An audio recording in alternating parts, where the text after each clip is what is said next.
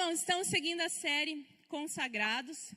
Estamos seguindo nossa rota de personagens bíblicos, onde nós somos inspirados a, através da vida deles, também ter uma vida de consagração. E hoje nós vamos falar sobre uma mulher, mais uma mulher consagrada a Deus. Nós vamos falar hoje sobre Maria. A história dela já é bem conhecida, né? Maria, a mãe de Jesus aqui nessa terra, que Deus escolheu para poder, então, trazer o nosso Salvador. Maria era uma jovem. Às vezes a gente tem alguma imagem, quem sabe, de uma mulher já mais velha, mas Maria era muito jovem quando ela foi escolhida por Deus para essa missão. E por mais que a gente saiba que todo o mérito da obra de Deus, tudo que acontece é dele, mesmo assim, Deus olha para a humanidade e procura, sim, encontrar nas pessoas, em você e em mim, também virtudes e um coração dedicado a ele para que ele possa usar. E assim foi com Maria.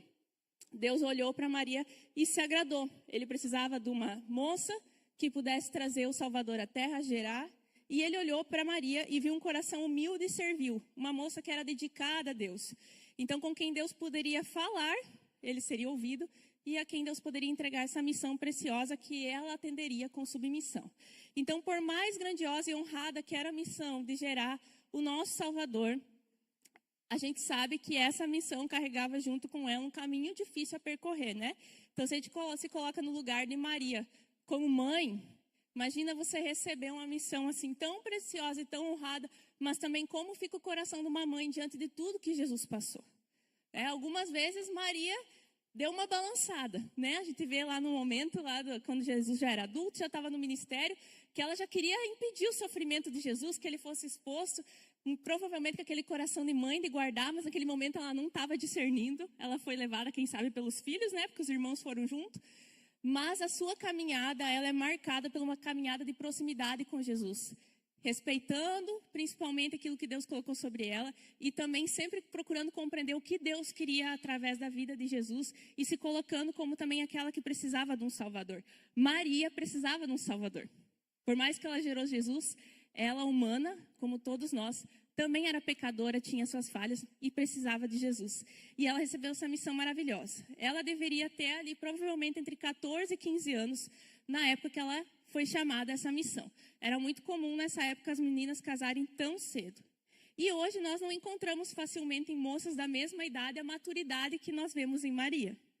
Se hoje a gente for olhar para as moças de 14 e 15 anos, a diferença, a diferença é bem gritante. Maria, com essa idade, já estava pronta para receber uma missão tão especial. Ela conseguiu perceber que aquilo que ela recebia era algo precioso. E ela conseguiu, naquele momento, dizer que Deus fizesse sobre ela a vontade que ele tinha. Diz, eis-me aqui, eu sou tua serva, faz comigo como o Senhor quiser. Então, isso revela a sua maturidade, que era fruto de uma vida de temor a Deus. Então, ela viu ali, ouviu a voz de Deus, ela provavelmente, como a gente vê, ela já tinha uma vida consagrada a Deus, uma vida de santidade. Deus precisava de uma moça virgem, uma moça santa, guardada para o casamento. Encontrou isso em Maria. E de uma disposição humilde em servir.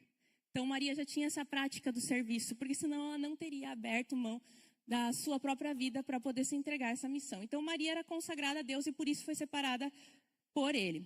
E a Bíblia destaca mais uma vez uma expressão bem significativa que sempre me chamou a atenção.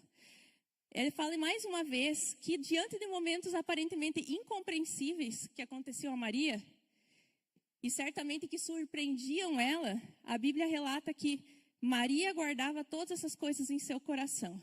E nós vamos ver isso nos dois textos bíblicos aqui do Evangelho de Lucas, que baseia então essa palavra hoje onde nós vamos meditar. O tema da palavra hoje é guardar no coração o fruto da consagração, né? O fruto da consagração é aprender a guardar as coisas em seu coração. Então lá em Lucas 2,19 diz, Maria, porém, guardava todas essas coisas, meditando-as em seu coração. Então isso aqui foi logo após o nascimento, quando Jesus recebe ainda bebê a visita dos pastores. E ela vê toda aquela movimentação acontecendo, sem que ela fizesse um chá de bebê. Não teve nem chá revelação, nem nada. Não tinha Facebook, Instagram para anunciar, o Salvador chegou. Mas Deus tem seus meios, né? Deus mandou simplesmente uma legião de anjos celestiais cantar para os pastores e anunciar, chegou o Salvador. Assim, bem prático, né? Então, Deus tem seus meios de comunicar as boas notícias. E Maria só olhava aquilo e contemplava. E a Bíblia não fala o que ela pensou ou deixou de pensar. mas fala que ela guardava aquilo no coração. E em 2,51, e desceu com eles, foi para Nazaré e era-lhes obediente. Está falando a respeito de Jesus. Sua mãe, porém, guardava todas essas coisas no coração. Então, esse é aquele contexto que Jesus, então, estava no templo. Os pais saíram de Jerusalém, voltaram para casa, em dada parte do caminho perceberam que Jesus não estava no meio da caravana. Então, eles voltam e começam a procurar em Jerusalém e encontram Jesus no templo. E ele diz, você não sabia onde eu devia estar? Eu estava na casa do meu pai. E ali começa a manifestar ainda mais fortemente o ministério dele. E Jesus revelando essa identidade de filho de Deus. Então, nesse momento também, Maria guardou no coração. Então, hoje nós vamos destacar essa atitude de Maria e refletir como nós podemos aplicar essa atitude à nossa própria vida. Então, quando nós vamos estudar sobre guardar no coração, nesse texto, é uma expressão bem rica. No original, aparece ideias como preservar cuidadosamente e meditar profundamente. Então, nós podemos compreender duas ações internas dessa atitude de guardar no coração. A primeira, guardar. A palavra usada indica guardar como um tesouro. Não é guardar como a gente guarda qualquer coisa ou enfia naquela gaveta da bagunça, sabe? Não sabe onde guardar, guarda em qualquer lugar. Não, esse guardar que está falando aqui é o reconhecimento que aquilo que você viu, ouviu, é muito precioso. Então, guarda com muito cuidado no coração. Maria não tratava os acontecimentos como comuns. Quando acontecia à sua volta, né? Ela reconhecia que eram de Deus, dava valor espiritual ao que estava vivendo e não descartava nem ignorava nada que aparecia. Isso revela que ela era sensível à revelação divina. Então, guardar no coração significa internalizar a obra de Deus dentro de si mesmo, né? E manter vivo dentro de si aquilo que você viu, ouviu e testemunhou. E também, a segunda ação interna desse guardar é meditar. Meditar tem esse significado de refletir continuamente. Você repetidamente pensa e volta a pensar sobre aquilo. Nós poderíamos falar em outras palavras, que é juntar, comparar, ponderar. Ela ia vendo tudo o que ia acontecendo e ela procurava conectar os acontecimentos. Então, provavelmente, o significado de guardar no coração é ela que ficava observando o que acontecia, tentando compreender como Deus agiria, como Deus faria. Ela refletia sobre o significado espiritual e buscava entendimento ao longo do tempo. Isso mostra um modelo de fé para nós, que é pensar, processar e amadurecer aquilo que você está observando. Não é algo superficial, não é você só ver e passa. Você receber e meditar. Maria não compreendia tudo imediatamente. Mesmo assim, ela não questionava com incredulidade e não rejeitava o que não entendia. Esse é o reflexo de uma fé madura. Confiar antes de compreender totalmente o que está acontecendo. Então, para imitarmos a atitude de Maria de guardar no coração, nós vamos destacar hoje duas ações que devem ser cultivadas em nossa vida para que a gente possa imitá-la. A primeira ação que você pode completar na sua guia é cultive o domínio próprio.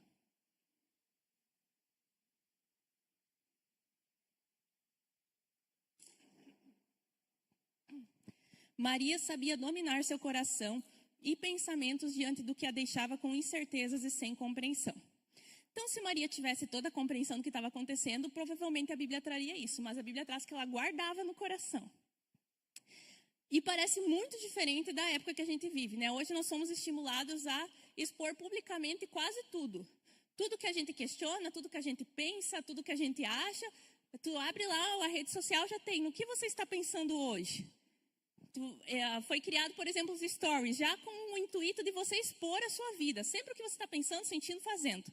Totalmente ao contrário do que a gente vê aqui na vida de Maria. Então, todos nós somos tentados a ter uma opinião imediatamente sobre tudo que a gente vê. Quantos acabam tomando lado e erguendo bandeiras antes mesmo de compreender todos os fatos? Porque a velocidade da informação e o valor da opinião hoje é muito grande. Então, todo mundo se sente no direito e a voz que é dada nas redes sociais, né, principalmente, ela estimula você a rapidamente tirar uma conclusão. Não se tem mais a paciência de esperar algo amadurecer e acontecer para você concluir. Então, existe um imediatismo. A maioria não tem paciência diante dos processos das coisas. E muitos tropeçam porque se expressam impulsivamente. Cada pouco a gente vê alguém se retratando sobre algo que fez, né? No momento de emoção, no momento de exposição, acaba sendo impulsiva ali, traz a sua opinião, até uma brincadeira sobre algo que muitas vezes é importante e a pessoa tem que se retratar. Então, guardar no coração não é uma virtude muito cultivada hoje. A tendência é querer resolver as crises e os questionamentos para ontem. E a gente pode dizer isso muito bem. Quantas vezes nós estamos passando dilemas e nós temos pressa em receber a resposta, em saber como deve ser feito. E muitas pessoas sofrem, vivem ansiosas, tentando acelerar as conclusões da vida. É comum até mesmo nesse momento as pessoas pensarem, será que Deus está comigo mesmo? Deus está vendo a minha situação? E às vezes achar que Deus tem que dar respostas imediatas e resolver tudo rapidinho, porque assim nós somos tentados na nossa vida. Então, mas mesmo que o mundo se encaminhe para um imediatismo, impulsividade, os filhos de Deus, nós temos que nos inspirar na atitude de Maria e aprender a guardar o nosso coração, que consequentemente é guardar a nossa boca também, né? A Maria não falou nada, ela guardou no coração. Então, antes de guardar a boca, começa no coração, porque o coração a boca só vai revelar o que está aqui dentro. Se eu sei processar primeiro as coisas no meu coração, a minha boca não é ligeira demais. E Maria é um exemplo disso. E a Bíblia fala muito em Gálatas 5:23, principalmente, sobre domínio próprio, como resultado de uma transformação que o Espírito Santo faz dentro de nós, quando nós permitimos que ele opere em nossa vida. Então, o domínio próprio não é resultado de esforço pessoal. Por mais que sempre tenha a nossa parte de dar espaço para Deus operar, a gente vê na Bíblia que o domínio próprio é um fruto espiritual. É necessário espiritualidade, é necessário caminhada com Deus, com o Espírito Santo, para você ter domínio próprio. Então, quantas vezes as pessoas pedem, Senhor, me dê paciência, me dê domínio próprio, mas o quanto você anda com Deus para, de fato, esse fruto amadureça e apareça na sua vida? A gente pode imaginar um comparativo bem simplista, a nossa alma como se fosse um cachorro bravo, agitado, indisciplinado, né? A gente pode até tentar conter com um esforço, colocar uma coleira e tentar manter ele ali no lugar. Mas mesmo assim, colocar aquela coleira, aquele esforço pessoal nosso, né, esforço próprio, não vai mudar a natureza desse cachorro. Ele só está preso pela coleira, pelo esforço. Uma hora pode acontecer de ele se soltar, acontecer qualquer coisa. Você nem pode deixar ele solto, porque ele causa bagunça.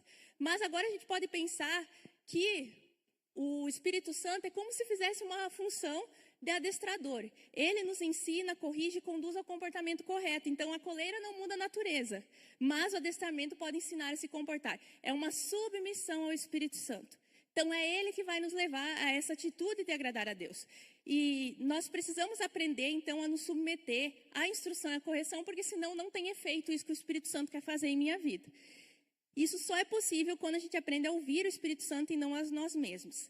Então, quando a gente fala sobre não ouvir a nós mesmos e ouvir a Deus, isso não é um convite para nos anular, mas um convite para nos dominarmos. É diferente a anulação de se dominar. Quem se anula, ignora a si mesmo. Vamos falar desses dois perfis, se anular e se dominar. Então, a pessoa que se anula, ela ignora a si mesma, despreza suas limitações, suas fraquezas. Ela está se anulando. Cria um personagem, muitas vezes, porque como ela não consegue enxergar a realidade a respeito de si, nem lidar com ela, ela precisa criar um personagem para sobreviver no dia a dia. Então, muitas vezes, aquilo que aparece externamente não condiz com o seu interior. Em momentos de pressão, não consegue, muitas vezes, cumprir o protocolo da aparência do personagem. Sai do personagem. Aquela pessoa sorridente, paciente, basta ter uma pressão, se foi a fé, se foi o amor, se foi tudo. Porque ela ainda não desenvolveu isso de fato como uma maturidade, uma parte do seu caráter. Ela ainda está reproduzindo, quem sabe, uma ação superficial, uma aparência. E como ela é feita só de aparência, ela não tem uma caminhada de maturidade naquela área. Então, muitas vezes acaba falhando. Uma pessoa também que se anula tem necessidade de coisas novas para se sentir motivado o tempo todo. Pois não tem propósito bem definido em Deus, né? Depende da adrenalina, da novidade, para sentir que está avançando. Então, resulta em uma vida de aparente movimento, mas muitas vezes vazia de profundidade. A pessoa que sempre está buscando aquela adrenalina, sentir que fez algo novo, fiz algo novo. Algumas pessoas concluem seus ciclos nisso, outras muitas vezes têm muito, como a gente fala, iniciativa e não tem acabativa. Porque ela precisa de algo mais para se sentir motivado, porque ela não tem uma base dentro de si, ela precisa de algo externo. Isso é uma fuga para não lidar com a confusão interior. Dessa forma, se anula, não lidando com a sua realidade. Também não consegue desfrutar de paz, sua alma está sempre quieta e segura. E tem uma tendência ao vitimismo. Sempre se vê como uma pessoa prejudicada, uma pessoa não compreendida, culpa os outros por suas dificuldades e fracassos. Tem dificuldade em assumir suas lutas, justamente porque não consegue ser sincera e aceitar a si mesmo. Então, vive um personagem. Então, a pessoa que se anula, ela está em sofrimento interno, por mais que aparentemente ela possa demonstrar outra atitude. Diferentemente, quem se domina tem consciência das suas limitações, das suas fraquezas, suas tentações e seus pecados. E não tem dificuldade em confessar isso, em reconhecer a sua humanidade, sua limitação, em confessar quando erra. Porque é uma pessoa que aprendeu a se enxergar, a olhar no espelho e compreender sobre si mesmo. Tu só consegue se dominar se você percebe naquilo que você precisa de domínio, né? Então, é uma pessoa que consegue fazer autoexame, encontrar falhas em si mesma, é autorresponsabilidade, sem necessidade de encontrar erro nos outros para justificar os seus desvios. Quando acontece alguma coisa, ela consegue dizer assim, ok, eu errei, eu me arrependo e peço perdão. Não assim, eu errei, mas... né? Eu errei, mas é uma pessoa que não está se dominando. Ela está pensando no outro para manter um personagem, está culpando outros por suas atitudes, não mostrando e não revelando, realmente, foi minha fraqueza, quero melhorar nessa área, me ajuda a melhorar. É dependente do Espírito Santo, uma pessoa que domina. Então, ela busca uma vida consagrada não para mostrar para si mesma e para os outros que ela é uma pessoa espiritual, mas por causa da plena convicção que se não for por Jesus, ela não consegue fazer nada. Então, a consagração não é um status para uma pessoa que de fato se domina. É questão de vida e morte. Ela sabe que se ela não se consagrar, se ela não orar, não jejuar, não ler a Bíblia, não buscar, ela não vai dar conta de obedecer e viver a palavra de Deus. Então, ela não faz isso para mostrar para os outros, nem para provar para si mesma que ela consegue. Ela faz isso porque ela precisa disso para viver. Então, essa é a consagração sincera. E a verdade é que quanto mais consagração, não quer dizer que você é melhor que os outros. Claro que você está avançando, que bom. Mas, na verdade, a gente se consagra cada vez mais, quanto mais a gente percebe quem nós somos. Como nós precisamos de um Salvador. Quanto mais nós temos consciência da nossa tendência ao erro, ao pecado, das fraquezas, e mais nós temos conhecimento e consciência de quem Deus é em sua santidade. Então, para eu poder me aproximar de Deus, eu sei que eu preciso melhorar. Para eu compreender os caminhos do Senhor, a palavra do Senhor, eu tenho que avançar. Então, eu faço isso porque eu preciso disso para eu crescer. Tem em Deus a sua força, a sua paz, a sua esperança, não depende de pessoas ou situações para manter a sua alegria. Assim é uma pessoa que se domina.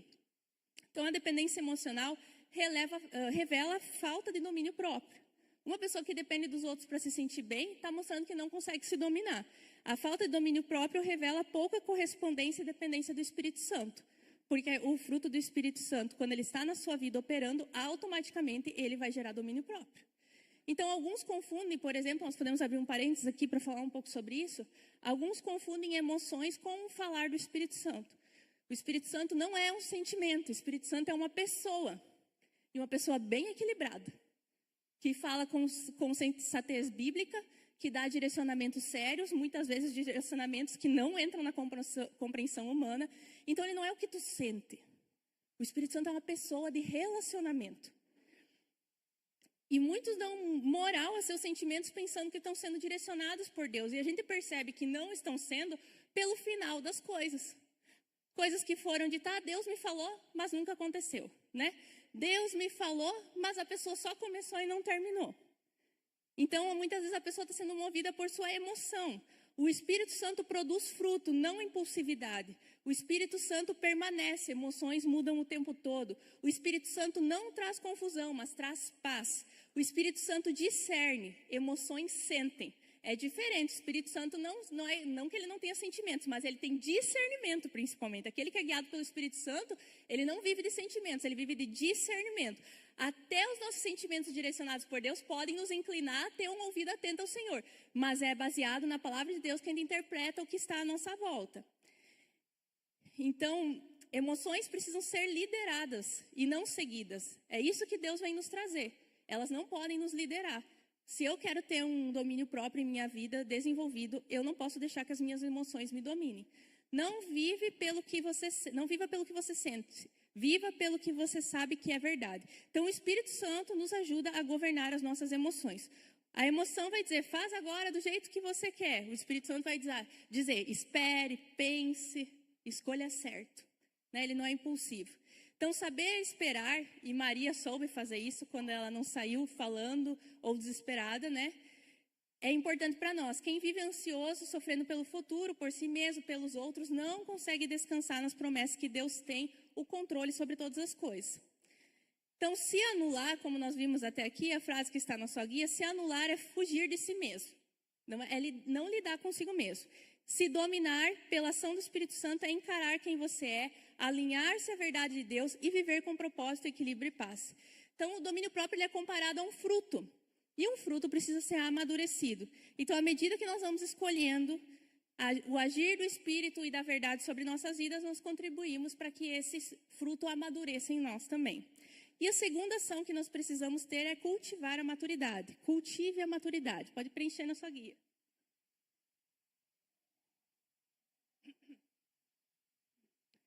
Maturidade é quando sabemos filtrar o que sentimos e pensamos, submetendo-os a Cristo. E dessa forma, rejeitar o que não condiz com a sua palavra e abraçar a verdade de Deus.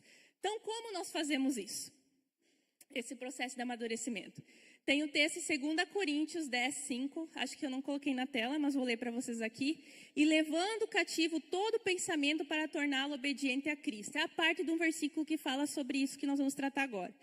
E levamos cativo todo pensamento para torná-lo obediente a Cristo. Então, nós vamos analisar duas partes desse versículo aqui. Levar cativo. Essa é uma expressão de linguagem militar. É prender mesmo. O que diz ali? Como um soldado que captura o inimigo. Eu pego aqueles pensamentos que vêm até mim. Sentimentos, pensamentos. Aqui está exclusivamente nos pensamentos, na mente, né? Mas a Bíblia fala que o coração é o centro dos nossos sentimentos, das nossas vontades. Então, eu pego aquilo que vem, aquele pensamento, e eu prendo ele, capturo. Não deixo ele me dominar primeiramente. E o submeto. Eu faço ele obedecer. Então, nós não somos passivos com os nossos pensamentos. Quando nós temos pensamentos, e eles podem vir em forma de inquietações, dúvidas, incredulidade, questionamentos diversos. Quando esses pensamentos surgem, a minha primeira tarefa, como alguém que está buscando maturidade, não é dar vazão imediatamente a ele. É primeiro capturar ele. Peraí, antes de darmos continuidade a esse processo, esse pensamento, vamos prender ele aqui, submeter ele a Cristo. Ou seja, colocar ele diante do aval de Deus. Isso está conforme a palavra de Deus? Isso provém do Senhor? Então, nós avaliamos, confrontamos e submetemos cada pensamento à autoridade de Cristo.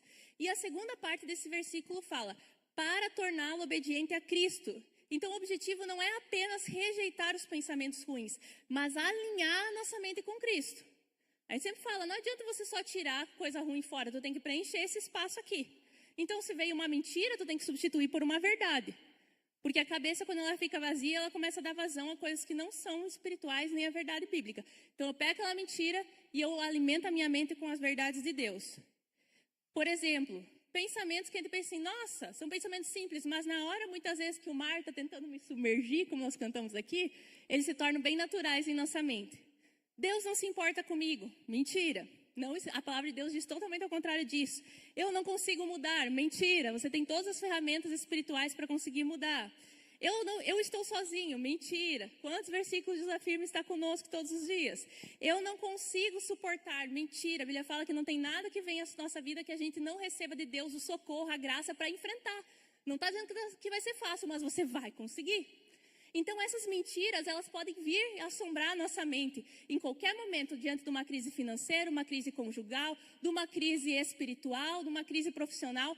E a gente começa a levar isso para dentro do nosso coração e nosso relacionamento com Deus. Nesse momento, eu capturo esse pensamento e submeto ele a Cristo. Então, esses pensamentos devem ser levados em confronto com a verdade de Jesus. Não é da palavra de Deus, não compactua com o que a palavra de Deus diz, você não tem que nem amadurecer ele em seu coração. Você não tem que nem dar espaço para ele. Né? Hoje se fala muito de dar espaço para o que você sente. Não, tem coisas que não dá para dar espaço. É uma sementinha, muitas vezes, do inimigo. Então, você tem que dar espaço para aquilo que é de Deus. Por que ficar conjecturando, pensando, possibilidades, não, o sofrimento que tu está tendo? Quanta gente se abraça, gosta de uma vida sofrida. Tem gente que só compartilha, sei lá, vídeo, coisa de sofrimento, mensagem sobre sofrimento, cura da alma, não sei. Beleza, né? Isso faz parte de um processo da vida. Mas um momento aquilo tem que fechar e você tem que avançar. Isso não pode ser tua vida do início ao fim. Tua vida cristã, nós temos luta, mas também tem dias de glória. Tem que aparecer esses dias de glória, né? É assim, Jesus morreu, mas ressuscitou. Né? Isso tem que aparecer para a glória do Senhor. Agora tem aquele cristão que está sempre na sofrência. Né? É difícil. Tu olha para ele e já tem dó. Às vezes tu não quer chegar perto, senão ele vai sugar você também. Então assim, tem períodos? Tem. Todos nós temos. Ninguém pode ser hipócrita e dizer que não. Nesse momento eu vou para Deus, eu busco ajuda, eu me refrigero na presença de Deus, eu aprendo, eu sou fortalecido e venço. Né? Mas eu não posso abraçar aquela dor como uma identidade minha. Porque algumas pessoas não sabem viver sem dor, né? Então, você tem que aprender a viver sem dor. Cristo levou sobre a cruz todas as nossas dores e enfermidades. Não preciso viver o tempo todo com dor, né? Não é esse o plano de Deus. Então, para cada pensamento mentiroso que vem à nossa mente e coração, existe uma verdade bíblica para destruí-lo. E glória a Deus por isso. O Senhor não nos deixa sem socorro. Agora, se você duvidar das promessas e da palavra de Deus, não tem como o poder sobrenatural de Deus operar em você. Não há nada que pode ser feito por alguém que não crê. Para alguém que não decide exercer fé. Nós podemos nos encher de conselhos, de palavras, mas se você não dá um passo em direção àquilo que a palavra de Deus diz, abraçar aquela verdade como tua, você não vai sair daquele estado. Né? Você vai ficar naquele eterno ciclo de repetir a mesma coisa sempre. Então, às vezes, diante das lutas interiores, você será tentado a duvidar da palavra de Deus e a respeito do que Deus pensa sobre você. Ali revela que a sua maior luta não está na circunstância, mas em sua mente, em seu relacionamento com Deus. Uma atitude de fé pode te fazer estar acima dos teus temores. Andar sobre as águas, como nós cantamos hoje. As águas estão ali, elas podem te submergir, mas com a força que é da mão do Senhor me puxando, eu ando sobre elas. Elas estão ali, eu ainda estou um pouco com medo, mas eu estou segurando na mão firme, né? Então, a fé na palavra de Deus me possibilita viver esse sobrenatural, que nem você acredita que você vai sair dessa situação, mas Deus está falando que vai, então eu vou. Não me sinto assim, não vejo assim, não tenho expectativa assim, mas se o Senhor falou, então vai dar certo. Isso é olhar para o Senhor. Então, a fé não é pensamento positivo, nem mesmo uma torcida, eu vou conseguir, você vai conseguir. Isso não é a fé. Fé é convicção numa palavra de Deus. Não é um sentimento bom, tem palavra. Toda fé, ela é uma ação baseada numa palavra. Pedro andou sobre as águas não porque ele estava torcendo, tomara que dê certo. Jesus disse, venha. Ele tinha uma palavra. Você não tem fé sem palavra. Por isso tem que se encher da palavra. Senão, não tem como aplicar a fé. Como é que eu vou aplicar a fé em que base? A fé não é algo solto. Por isso que ela não é uma positividade e nem mesmo uma torcida. Ela precisa de um firme fundamento. Então, quando você estiver com tempestades interiores, peça uma palavra a Deus para que você se agarre nela e assim consiga perseverar diante das incertezas e fraquezas. E a partir do momento que você tem essa palavra no seu coração, se agarre nela e faça dela a sua realidade, não o que você está sentindo. Abraça ela com todas as suas forças.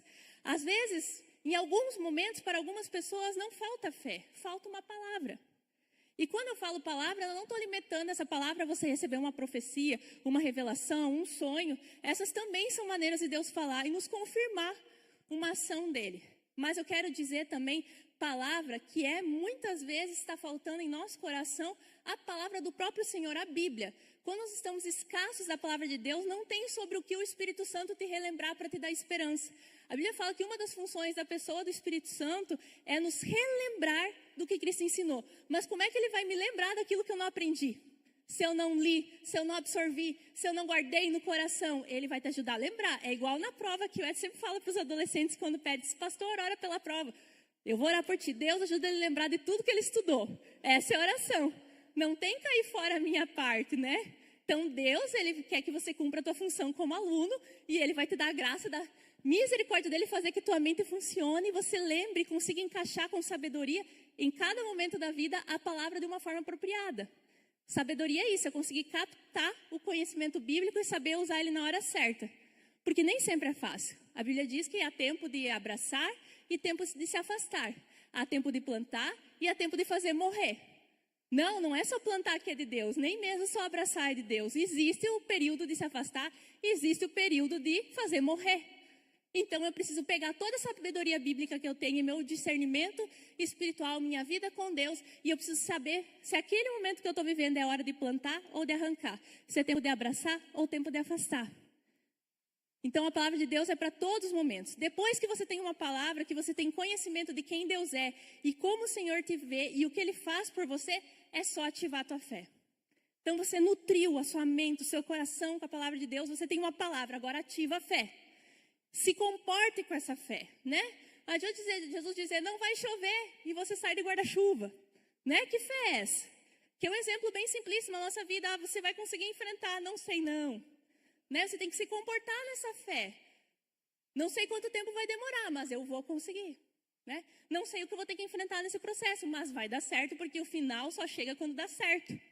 É assim que Deus prometeu. Planos de futuro, esperança e não de mal. Se eu não me agarrar na esperança da palavra de Deus, o que sobra para mim? O que sobra para nós se nós não nos agarrarmos à verdade de Deus? Nada. Não sobra nada. Agora, muitas vezes eu penso assim, igual Pedro chega diante de Jesus. Ele fala, para onde iremos se só tu tens as palavras de vida eterna? Vão chegar momentos na tua vida e Deus vai causar esses momentos que muitas vezes a gente pensa que a gente tem muitas coisas para nos agarrarmos. Às vezes Deus tira tudo. Ou Ele bota tudo para testar o nosso coração. E você tem que chegar igual Pedro. Para onde eu irei, Deus? Se só tu tens as palavras de vida eterna. Eu não tenho para onde correr. Se eu rejeitar a tua palavra, se eu duvidar dela, se eu desistir e abraçar as mentiras que estão vindo na minha cabeça, o que sobra para mim? Não sobra nada. Que vida infeliz é viver muitas vezes com a Bíblia ali do lado da tua cama e não viver ela. E não acreditar nela. Você vai sofrer com isso. Você vai se questionar, será que Deus é real? Será que essa palavra é para mim? Porque você ainda não ativou a sua fé. Então não aceita em sua vida você viver um cristianismo fake. Você tem que abraçar essas verdades da palavra de Deus e se tornar filho. E assim nós vamos conseguir caminhar em direção a essa maturidade. Então não há sentido, não há direção, não há esperança fora da vontade de Deus. Seja a vontade de Deus boa ou difícil aos seus olhos, só existe propósito dentro dela. Não existe outro lugar. Maria entendeu isso. Ela só tinha uma palavra, ela só tinha Deus naquela situação. Hoje nós não vamos estudar todo o contexto do que aconteceu ali. O que foi pedido a ela era difícil. Estava noiva, o que as pessoas iam falar? Ela só tinha Deus. A cultura não estava a seu favor. A situação não estava a seu favor. Ela só tinha que confiar. Ela só tinha Deus. E ela só podia confiar e guardar no coração, porque nem ela conseguia explicar por que aquilo ia dar certo no final. Ela mesma não tinha como prever o futuro, mas sabia que Deus que deu a missão era aquele que estaria com ela em qualquer situação. O que tornou Maria uma mulher consagrada não foram suas habilidades, nem seu conhecimento, nem suas conquistas, mas o seu coração. Um coração que guardava sua fé em Deus e escolhia seguir obedecendo mesmo diante das incertezas. Vamos para a conclusão dessa palavra. Então, nós aprendemos hoje aqui sobre guardar no coração. Guardar no coração não é passividade. É consagração. É quando, em vez de reagir ao que sentimos, escolhemos nos render ao que Deus está fazendo em nós. Amém, meus irmãos? Vamos colocar em pé, então, para o tempo de oração?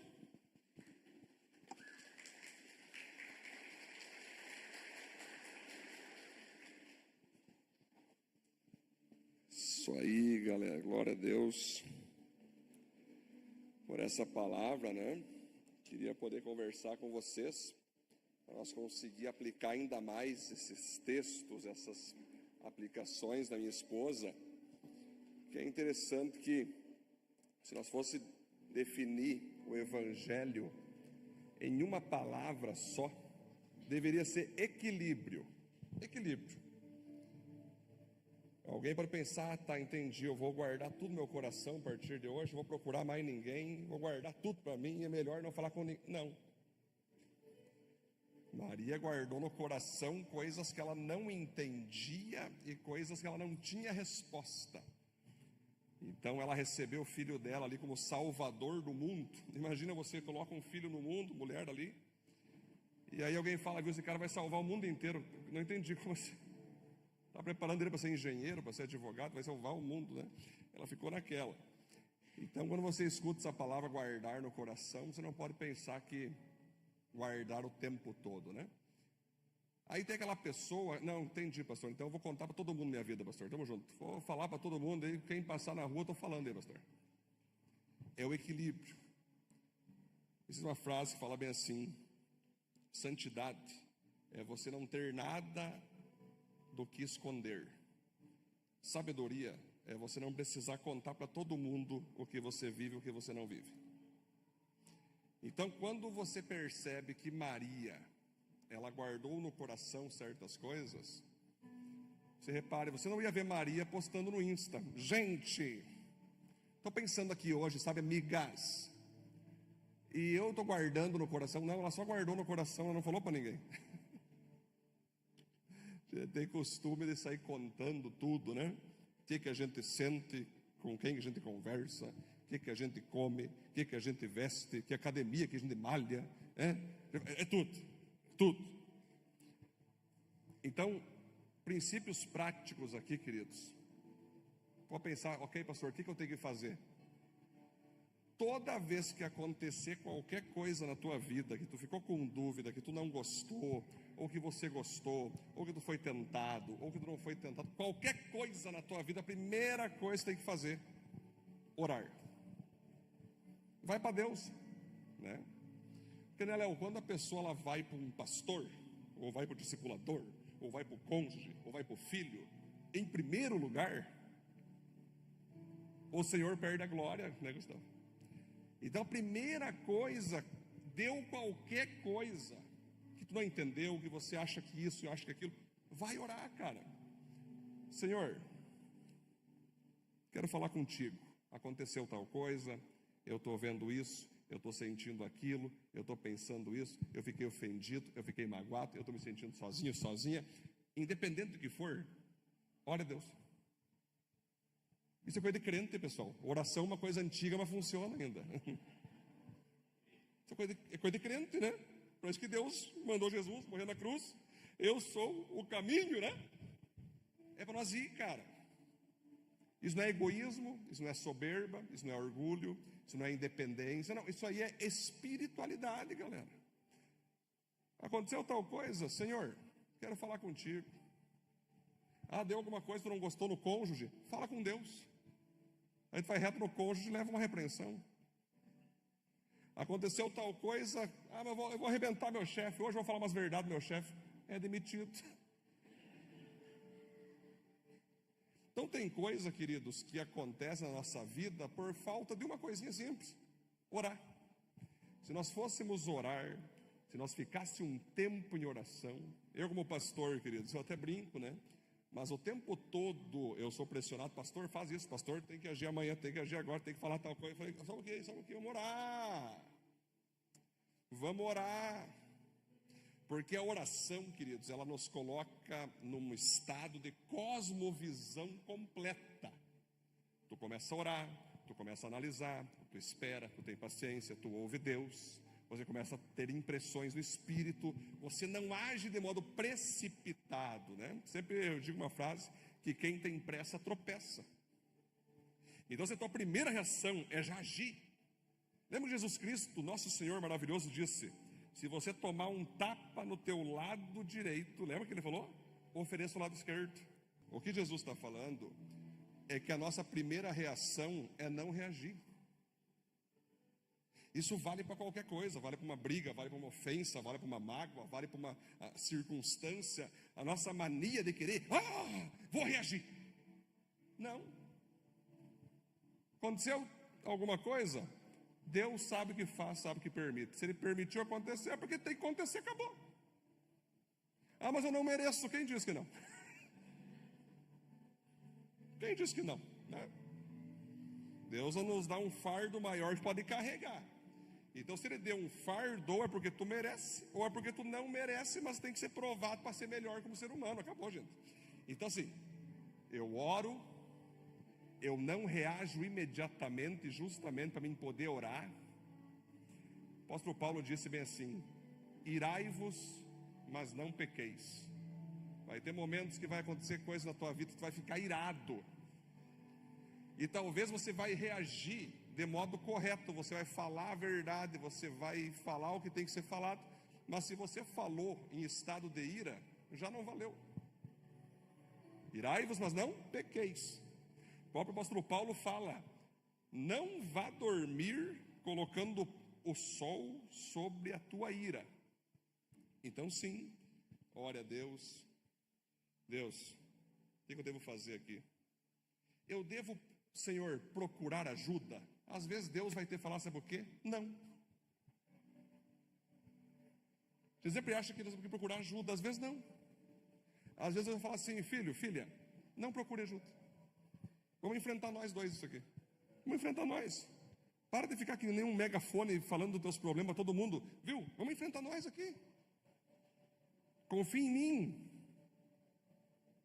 A mania de pedir ajuda o tempo todo, mostra que você não crê na ajuda do Senhor. Mas alguém pode pensar, valeu, pastor, nunca mais pedir ajuda. Aí voltamos na minha palavra inicial, equilíbrio. Aí você chega, Senhor, eu devo pedir ajuda? O Senhor vai dizer, sim, peça ajuda. Procure essa pessoa, procure aquela pessoa que você vai precisar que eu use pessoas para te ajudar nesse quesito. Por isso que a oração é maravilhosa, gente. A melhor coisa que pode existir para um ser humano é a oração. Tu ora, cara. Após a oração, não foi suficiente a oração? Bíblia. Abre a palavra. Gente, Deus é tão maravilhoso, né? Que às vezes assim, nós temos o Google, nós temos o ChatGPT, e o crente ainda não estuda a Bíblia. Tem tudo. O cara está nervoso, né? Só bota no Google, textos bíblicos sobre nervosismo. Vai aparecer uns 100 textos lá. Mas bota lá, textos bíblicos que me livrem da mágoa. Vai cair um monte de texto bíblico lá. Tu vai ler, a palavra vai falar contigo, a palavra vai ministrar no teu coração. Ah, eu estou querendo desistir, bota texto bíblico lá. A palavra vai ministrar. Se após isso, eu sempre digo assim, queridos, que tem umas frases bem bacanas, né? Todas pautadas na Bíblia, que nós temos que orar como se tudo dependesse de Deus, mas trabalhar como se tudo dependesse da gente. E também diz o quê? Que Deus, aquilo que você pode fazer, Ele não vai mover um dedo para te ajudar. Mas aquilo que você não pode fazer, Ele vai mover céus e terra para te ajudar. Pronto. Então cabe a você ser equilibrado. É não ser uma pessoa que fica fazendo das outras pessoas um Deus, que você tem que cuidar também, né? Quando você se abre demais, você sempre precisa de alguém para te dar um conselho, para te dar uma direção. Sabe, é uma pessoa emocionalmente vazia, emocionalmente medrosa, você até incomoda outras pessoas. Quando você fica toda hora pedindo ajuda, toda hora. Ah, meu Deus do céu, eu machuquei meu pé hoje. Cadê minhas migas discipuladoras? Não. Ah, não, o meu chefe me xingou. Pastor, meu chefe me xingou. Então, tipo assim, cara, você pensa assim, ó, às vezes o pessoal me chama assim, pastor, é urgente. O que foi? Minha esposa quer que eu lave a louça. Ô, Léo, eu vou para Deus, eu falo, Senhor, eu falo ou tu fala? O cara está lá, cheio de coisa importante para tratar a vida. Eu tenho que resolver louça. Vocês entendem que isso não tem sentido? É como se nós fôssemos, você entende? Não é que tu não pode pedir coisas, mas cara, tem coisa, vai lá e lava a louça, cara. Pega esponja, bota o líquido, vai e lava a louça, cara. Urgente não é urgente. Então, a série Consagrados, ela nos leva a entender que nós temos que contar primeiramente com Deus. Lá em casa, queridos, acontece qualquer coisa, os pés ficam doentes, a primeira coisa que eu faço é orar por eles. Unge eles, ora a Deus, vamos colocar para Deus, vamos pedir para Deus. Depois você faz as outras coisas. Então, se eu entendo o momento de pedir ajuda e eu peço, eu sou humilde. Agora, se eu entendo o momento de pedir ajuda e não peço, eu sou orgulhoso. Esse é o problema hoje do crente do século 21. Ele não pede quando precisa. Ele não pede quando precisa. Deveria pedir. E pede quando não precisa. Então nós temos que, como cristãos, pensar assim, cara, que na igreja nosso lema é que você é aceito, amado e transformado. Aqui nós não queremos controlar ninguém, como pastores, amor. Muito pelo contrário, quanto mais as pessoas se promoverem, quanto mais as pessoas buscar Deus com as suas próprias pernas, melhor para nós, beleza? A gente tem mais tempo para continuar ganhando novas vidas. Então o nosso papel é que todos cresçam. Claro, quem se converte agora é um bebezinho, a gente tem que ficar em cima. É como Jesus disse, nascer de novo. Tem aqueles que, por ser bebês, ficam em cima direto ali. Mas depois vira junior, vira adolescente, se espera que comece, né? É que nem aquela mulher que está com seu filho de 18 anos em casa, né? Aí ela leu no Facebook que num piscar de olhos ele vai sair de casa. Ela fica piscando o olho assim, bem rápido, assim, para ver se sai ou não sai o cara, velho. Ela pisca o olho assim, mas cadê que você falou que não sai? Existem crentes que são assim. Eles ficam só no leitinho, na dependência emocional, na dependência pastoral, sendo que já deviam estar liderando, discipulando, avivando o planeta. Então, tipo assim, guarde no coração aquilo que tu tem que guardar. Não exponha. Aprenda. Não exponha o que tu tem que guardar. Agora, exponha o que Deus quer que você exponha para você ser ajudado. Amém, irmãos? Então, quero que você feche teu olho. Vamos se colocar na presença de Deus agora, vamos orar. Um momento maravilhoso, essa pregação da pastora Cíntia, uma pregação que nos aviva. E nós queremos sempre seguir como família, um ajudando o outro, principalmente para um continuar crescendo, avançando em maturidade, em relacionamento, em sabedoria. Senhor, em nome de Jesus, Pai, nós queremos nos colocar na Tua presença, te agradecer por essa mensagem, onde o Senhor mostra através de Maria que ela era uma mulher sábia, porque ela guardava aquilo que ela não entendia.